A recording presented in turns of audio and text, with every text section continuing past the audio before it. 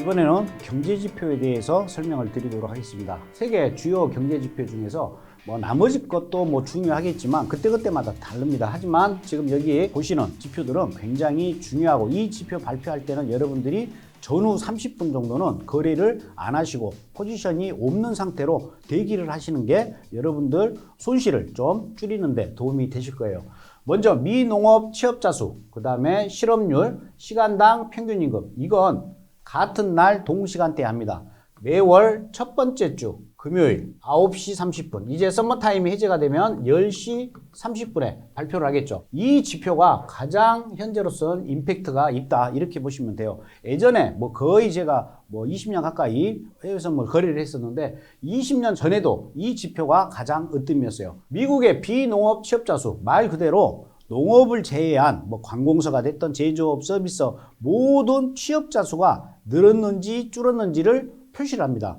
그렇기 때문에 이건 딱 데이터로 나옵니다. 몇만 명, 몇천 명, 몇십만 명 이런 식으로 딱 숫자로 정확하게 그 취업자 수가 나와요. 그리고 실업률은 이제 프로테이지로 나오죠. 전달보다 현재 실업률이 올랐는지 떨어졌는지 이제 이 부분이 나오고, 그 다음에 시간당 평균임금, 이것도 굉장히 중요합니다. 왜 이게 중요하냐면 시간당 평균임금은 시급이죠. 시급이 많이 올라가면 어떻겠습니까? 내가 그만큼 여유가 좀 생기고, 예를 들어서 올해 시급이 한 10% 정도 올랐다. 그러면 내가 좀 씀씀이를 좀 더 쓸 수가 있죠. 근데 시급이 떨어졌어요. 예를 들어서 회사가 어렵다 보니까 내 시간당 평균임금, 급여가 좀 동결이 됐어요. 그러면 어떻게 되겠습니까? 제 나름대로도 긴축정책, 허리를 졸라매고 일을 해야겠죠. 생활을 해야겠죠. 그렇기 때문에 시간당 평균임금이 소비하고 직결이 됩니다. 이 소비는 또 인플레이션과 직결이 돼요.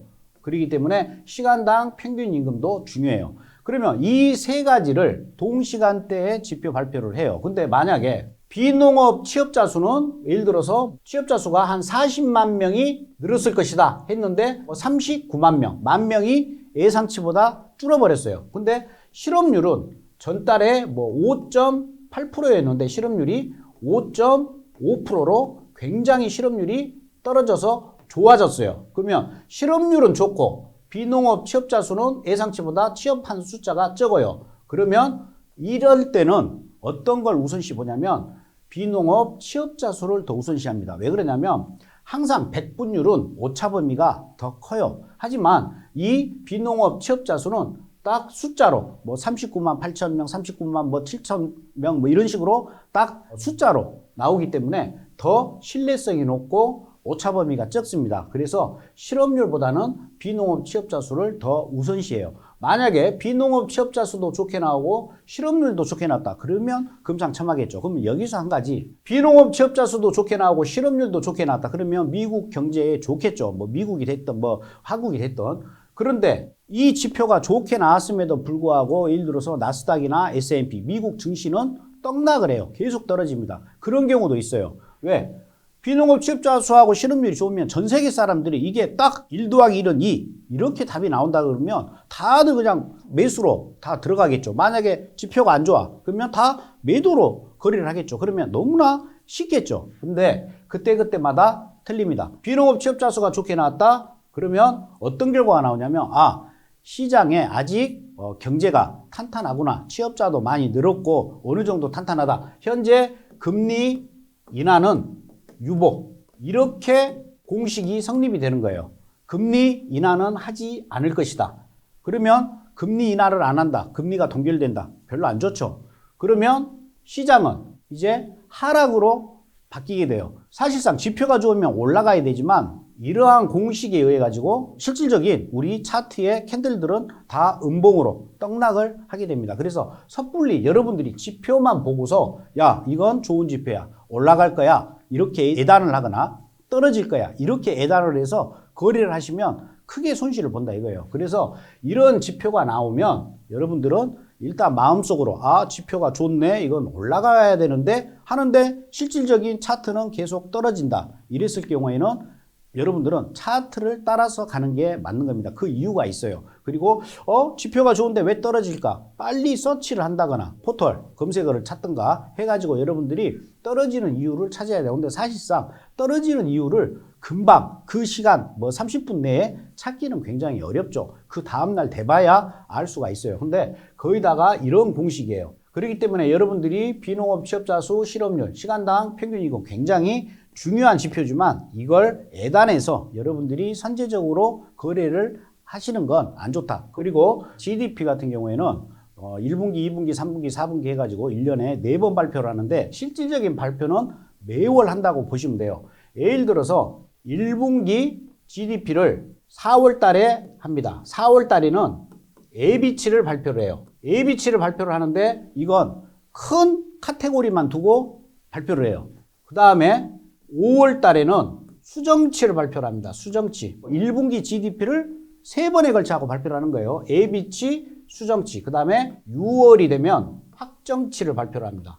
이제 최종 확정. 그러니까 AB치는 큰 카테고리로 해가지고 발표를 일단 하고 그 다음 달에는 세밀하게 들어갔더니 좀 고칠 부분들이 있다. 그래서 수정치. 그리고 6월 달에는 검증 단계를 거쳐가지고 이건 픽스 해가지고 확정치가 나와요. 그러면 시장에 미치는 영향은 AB치가 시장에 미치는 영향은 80%예요. 1분기 GDP에 대해서는 이미 4월 달에 시장이 다 반영이 되는 거예요. 수정치가 한 10%, 확정치가 10% 정도 시장에 반영을 하는데 5월 달, 6월 달 그러니까 수정치와 확정치는 여러분들이 꼭 이렇게 챙겨서 보실 필요는 굳이 없어요. 만약에 갭이 굉장히 크다라고 하면 시장에 영향력을 주겠지만 거의 대동소이합니다. 그렇기 때문에 수정치와 확정치는 중요치가 않아요. 그래서 AB치가 항상 중요하다. 여러분들이 아셔야 된다. 이 말씀 드리고요. 다음으로는 소비자 물가지수. 지금 현재 이슈로는 소비자 물가지수가 굉장히 중요하죠. 왜?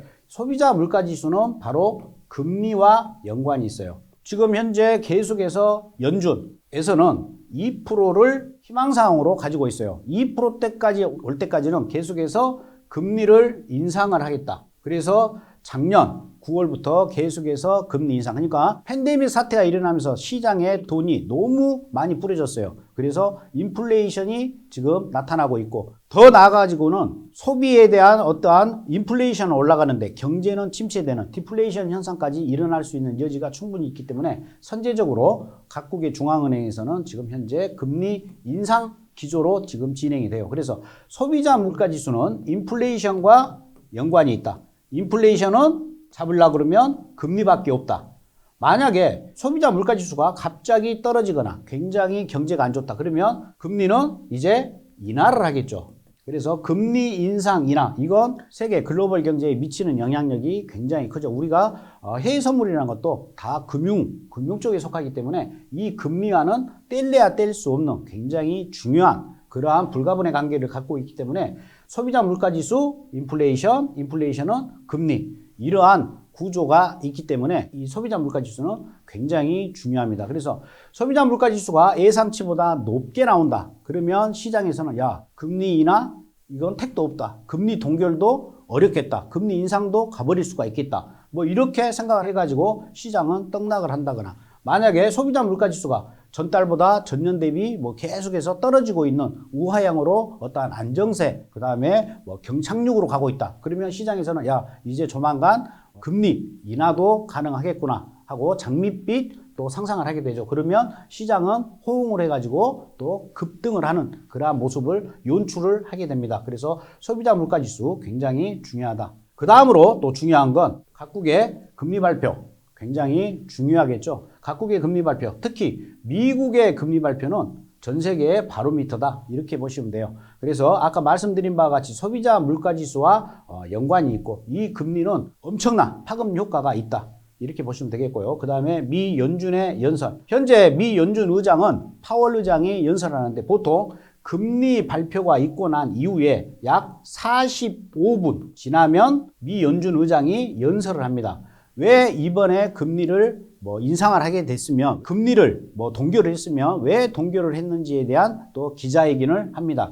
이때 굉장히 파급 효과가 커요. 왜 그러냐면 기자들이 이제 마구 물어보겠죠. 이번에는 금리 동결을 했는데 그러면 다음번에는 금리를 인상을 할 겁니까? 인하를 할 겁니까? 뭐 이런 질문. 이번 금리 동결의 가장 큰 요인이 뭡니까? 뭐 이런 질문. 계속하면 미 연준 파월 의장이 이제 계속 거기에 답변하겠죠. 이 답변을 하고 있는 과정 속에서 차트는 엄청나게 움직여요. 그래서 여러분들이 금리 발표하는 날도 가급적이면 거래를 안 하시는 게 좋아요. 그리고 금리 발표하고 나서 미 연준 의장의 연설이 끝나고 난 이후에 이제 미국 증시가 이제 개장을 하는데 이 전까지 금리 발표와 미 연준 의장의 연설은 미국 증시 개장 전에 일어나는 일이에요. 그렇기 때문에 미 증시 개장이 하고 나서 어느 정도 자리를 잡아가겠죠. 이때 자리를 잡아가고 난 이후에 여러분들이 거래를 하셔도 충분해요. 근데 이때 뭐 엄청 오르락 내리락 하니까 욕심에 탐욕 때문에 이때 그냥 첨벙 하고 뛰어드는데 첨벙 뛰어들어가지고 10번에 2번 먹을까 말까 해요. 소 뒷걸음질 치다가 쥐잡는 격으로 수익이 날 수는 있지만 매번 이길 수는 없겠죠. 그렇기 때문에 이때는 가급적이면 이 발표가 날 때는 거래를 자제를 하시고 관망을 하다가 미국 증시가 개장을 한다. 그러면 이 개장하고 나서 여러분들이 어떠한 차트의 안정세를 보일 때 매수냐 매도냐 판단을 하셔가지고 거래를 하시는 게 좋다 이렇게 보시면 되겠고 미 연준 의장은 뭐 금리 발표 이후에만 이 연설을 하는 게 아니고 미국 의회 청문회장에 가서 또 연설을 합니다. 상원 하원 그리고 또 뭐 대학교라든가 그 다음에 뭐 잭슨홀 회의 같은 경우는 또 나타나는 파급 효과가 굉장히 커요. 그래서 미 연준의 연설은 미리 개시가 되기 때문에 이 연설할 때에도 여러분들이 좀 신중하게 거래를 하셔야 된다. 그리고 마지막으로 원유 재고량, 또 크루드 오일을 거래하신 분들은 원유 재고량 꼭 봐야겠죠. 이 원유 재고량도 굉장히 중요합니다. 근데 이 원유 재고량을 발표를 할 때 어떤 분들은 원유 재고량만 보시는데 이 세부 사항에는 정제유, 가솔린 뭐 이렇게 쭉 품목이 있어요. 이 중에서 가솔린이 굉장히 중요합니다. 원유 재고량이 발표가 됐는데 예측치보다 원유 재고량이 굉장히 없어요. 원유 재고량이 많이 없으면 어떻게 되겠습니까? 원유가 가격이 상승을 하겠죠. 근데 원유 재고량을 딱 발표를 했는데 원유 재고가 마이너스야. 굉장히 재고가 없어요. 근데 가솔린은 굉장히 많이 있어요. 그러면 이 가솔린 쪽으로 차트는 움직이게 돼요. 방향이. 그렇기 때문에 단순하게 원유 재고량만 보지 마시고 항상 가솔린이 재고량이 어떻게 됐는지 꼭 이 부분도 여러분들이 체킹을 하고 진행을 하셔야 됩니다.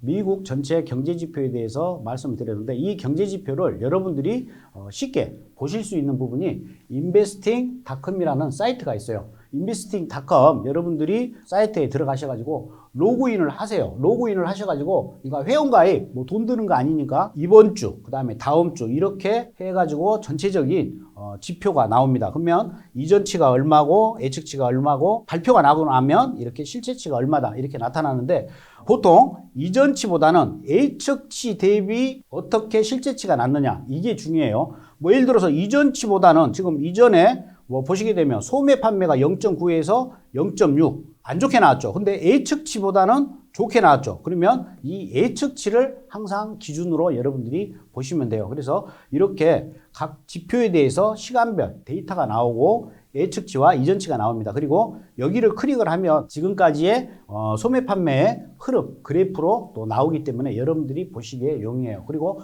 또 제가 회원가입을 하시라는 건 이 필터 구조를 사용을 함으로써 여러분들이 좀 편하게 거래를 하실 수가 있어요. 이렇게 필터로 들어가시면 체킹하는 게 있습니다. 각국에 뭐 다른 나라 뭐 중국 뭐 일본 필요 없어요. 뭐 이탈리아 이런 거 필요 없고 미국만 체킹을 하시고 시간만 표시로 하시고요. 종류는 전체 지표, 고용, 신용대출, 잔고, 채권, 중앙은행, 경제활동, 인플레이션, 신뢰지수 다 체킹을 하시고 중요성은 여러분들은 아직까지 뭐 여러 경제지표를 다 그걸 이해하실 필요는 없어요. 그래서 별 3개짜리만 체킹을 하셔가지고 보신다라고 하면 여러분들이 거래하시는데 굉장히 도움이 되는 그러한 사이트다. 그래서 항상 저 같은 경우도 한 주 걸 미리 캡처를 떠가지고 캘린더에다가 별도로 표시를 해놓고 어떠한 지표가 중요한 지표가 이번 주에는 있구나 뭐 이렇게 가늠을 하고 그 시간대에는 좀 긴장을 하고 거래를 하는 편입니다.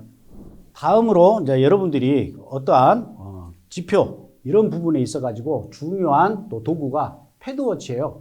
금리와 굉장히 연관이 있습니다. 미국 중앙은행에서 발표되는 금리 앞으로 동결이 될지 인하가 될지 인상이 될지에 대한 우리가 예측을 할 수가 있는 그래프가 CME 그룹 거기 사이트 들어가셔가지고 여러분들이 패드워치 치면 바로 나오니까 항상 이건 실시간으로 제공이 돼요. 그러니까 여러분들이 보시는 게 좋아요.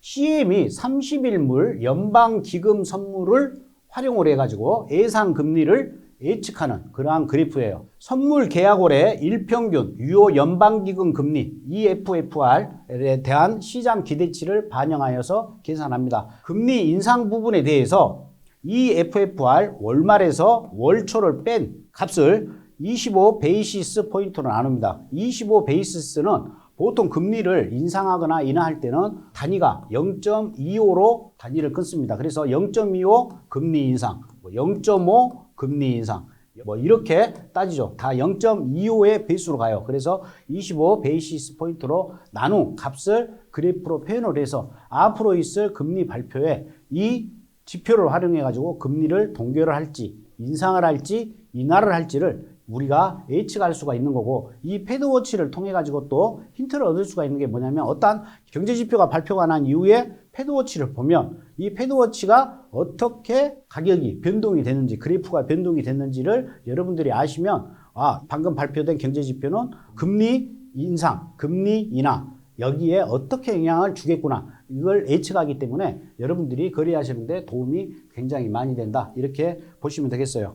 패드워치를 보시게 되면 이러한 화면이 형성이 됩니다. 그래서 지금 여기에 보시면 5.25에서 5.5, 이게 지금 현재로서는 동결이죠. 현재 미국의 금리는 5.25에서 5.5입니다. 이게 이제 금리 인상입니다. 금리 인상 그래프는 5.5에서 5.75까지. 현재 보시게 되면 금리를 올릴 거다 쪽이 11.5%가 나왔고, 금리가 동결 쪽이 88.5%가 나왔어요. 그러면 다음번 금리 발표 때는 금리 동결 쪽으로 우세하다, 이러한 걸 우리가 알 수가 있고, 하단에 보시게 되면 전일보다 현재 이 그래프가 어떻게 변동이 됐는지, 전주보다 어떻게 변동이 됐는지, 전달보다 어떻게 변동이 됐는지를 알 수가 있어요. 이걸로 봤을 때 만약에 지금 88.5였어요. 근데 어떠한 지표가 발표가 났습니다. 발표가 났는데 갑자기 이 그래프가 80%로 떨어졌어요. 만약에.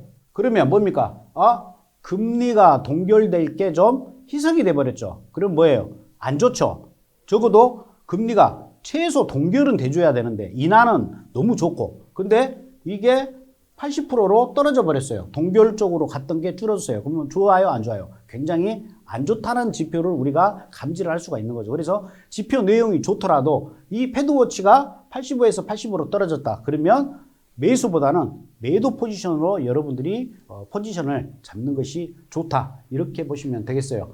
그래서 지금까지 기본적 분석에 대해서 여러분들한테 개요, 그 다음에 경제지표 중에 어떤 지표를 여러분들이 꼭 확인하고 체크해서 들어가셔야 될지, 그리고 그 경제지표의 각각의 어떠한 세부 내용에 대해서 설명을 드렸고요. 그 다음에 이러한 경제지표와 더불어서 여러분들이 보셔야 될 사이트와 도구 툴에 대해서 설명을 드렸습니다.